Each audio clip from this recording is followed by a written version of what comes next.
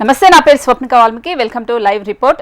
భాగ్యనగరంలో బీజేపీ దూకుడు పెంచింది. సమీప భవిష్యత్తులో దీనికి సంబంధించి జూబ్లీహిల్స్ అసెంబ్లీ నియోజకవర్గ ఉప ఎన్నిక కూడా ఆ వెంటనే జీహెచ్ఎంసీ ఎన్నికలు రానున్నాయి. ఈ రెండింటిలో వచ్చే ఫలితాలు శాసనసభ ఎన్నికలపై ప్రభావం చూపుతాయనే అంచనాతో ఆ పార్టీ ముందుకు సాగుతోంది. ఈ నేపథ్యంలో ఉప ఎన్నికలో గెలవడంతో పాటు జీహెచ్ఎంసీ పీఠం దక్కించుకోవాలని బీజేపీ పావులు కదుపుతోంది.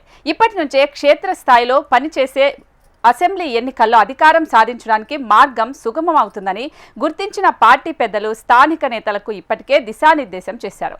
ఈ క్రమంలోనే ఎన్నికల ముందు ద్విముఖ వ్యూహం పాటిస్తోంది. భాగ్యనగరంలో బీజేపీ దూకుడు పెంచింది. సమీప భవిష్యత్తులో జూబ్లీహిల్స్ అసెంబ్లీ నియోజకవర్గ ఉప ఎన్నిక ఉండగా ఆ వెంటనే జీహెచ్ఎంసీ ఎన్నికలు కూడా రానున్నాయి. అయితే ఈ రెండింటిలో వచ్చే ఫలితాలు శాసనసభ ఎన్నికలపైన ప్రభావం చూపుతాయా లేదా అనేది దీనికి సంబంధించి మరింత సమాచారం మా ప్రతినిధి ఆర్కే అందిస్తారు. ఆర్కే. స్వప్నిక, ఏదైతే త్వరలోనే జూబ్లీస్ ఉప ఎన్నికలు రాబోతున్నాయి, దీనికి సంబంధించి ఇప్పుడే పార్టీ పెద్దలు అయితే ఒక ఆలోచన చేస్తున్నారు ఏ విధంగా ముందుకెళ్లాలనే దానిపై. అదేవిధంగా స్థానిక సంస్థ ఎన్నికలతో పాటు జిహెచ్ఎంసీ ఎన్నికలు ఉన్నాయి. ఇప్పటికే గ్రేటర్ హైదరాబాద్ పరిధిలో పార్టీ బలంగా ఉంది కాబట్టి దాన్ని మరింత బలోపేతం చేసే దిశగానే పార్టీ క్యాడర్ ముందుకు పోతుంది.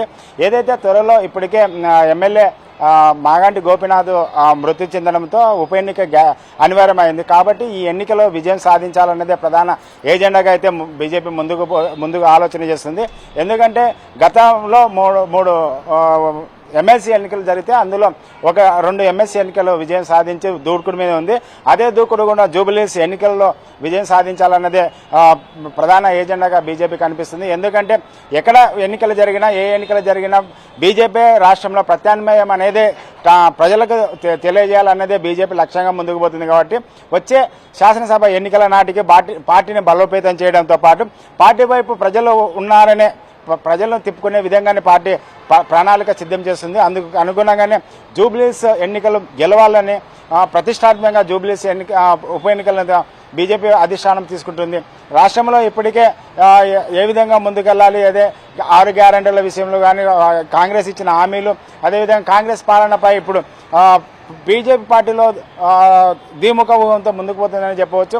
ఎందుకంటే బీజేపీ, బీఆర్ఎస్ ఏదైతే కాంగ్రెస్ ఈ 3 పార్టీల మధ్య రాష్ట్రంలో ముక్కున్న పోటీ నడుస్తుంది. కాబట్టి దీనికి సంబంధించి ఇప్పటికే బీఆర్ఎస్ పార్టీ నేతలు కాంగ్రెస్, బీజేపీ కుమ్మక్కైందంటున్నారు. అదేవిధంగా కాంగ్రెస్ నేతలు బీఆర్ఎస్, బీజేపీ కుమ్మక్కైందంటున్నారు. ఈ రెండింటి మధ్యన అందుకే బీజేపీ ఈ మధ్య కాలంలో ఎక్కువగా ఒక లీడరు బీఆర్ఎస్ ను టార్గెట్ చేస్తే మరో లీడరు కాంగ్రెస్ టార్గెట్ గానే వ్యవహరిస్తున్నారు. ఎందుకంటే రెండు వైపులా పదును ఎక్కినప్పుడే రాష్ట్రంలో బీజేపీ ప్రత్యామ్నాయంగా ఉంటుంది. కాబట్టి బీజేపీ ఒంటరిగానే పోతుంది అన్నది జనాలకు సందేశం ఇవ్వాలనేదే బీజేపీ ప్రధాన లక్ష్యంగా కనపడుతుంది. ఎందుకంటే గత ఎన్నికలలో చూసినట్లయితే బీఆర్ఎస్, బీజేపీ ఒకటి అనే ఏదైతే ప్రజల్లో వచ్చిందో దానితోనే బీజేపీ నష్టపోయింది. కాబట్టి ఈసారి అలాంటి నష్ట నివారణ చర్యలుగా ముందుగానే ఇటు బీజేపీ పెద్దలు ఇటు బీఆర్ఎస్ ను అదే కాంగ్రెస్ పార్టీని రెండు వైపులా విమర్శించారు. ఇటు ఫోన్ ట్యాపింగ్ విషయంలో కానీ, హైడ్రా విషయంలో కానీ, అదేవిధంగా కాళేశ్వరం విషయంలో కానీ ఈ అన్ని విషయాలపైన బీజేపీ ప్రధానంగా కాంగ్రెస్,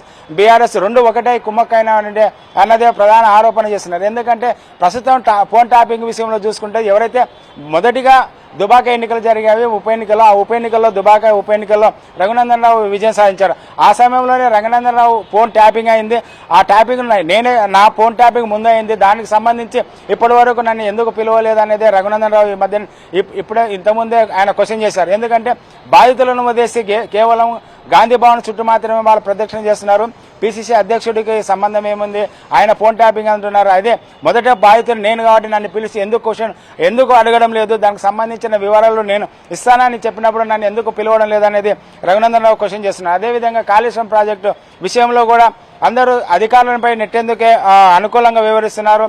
అందుకే దాన్ని టైంపాస్ గానే ఇటు కాళేశ్వరం ప్రాజెక్టు కానీ, అదేవిధంగా ఫోన్ ట్యాపింగ్ విషయంలో కానీ టైంపాస్ గానే బీజేపీ, అదేవిధంగా కాంగ్రెస్ కుమ్మక్కై మాత్రమే నాటకాలు ఆడుతున్నది బీజేపీ ప్రధాన ఆరోపణగా చేస్తుంది.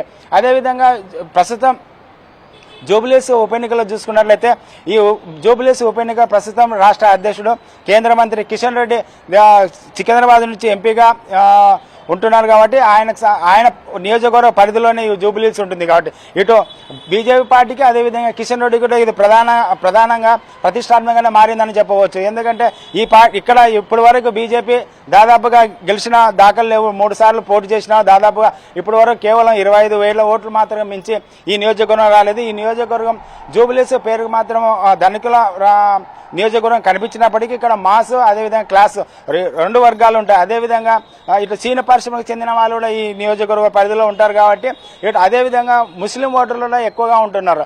కాబట్టి ఈ ఏ విధంగా ముందుకు వెళ్ళాలనేది కానీ ప్రధాన ఎజెండాగా ముందుకు పోతుంది.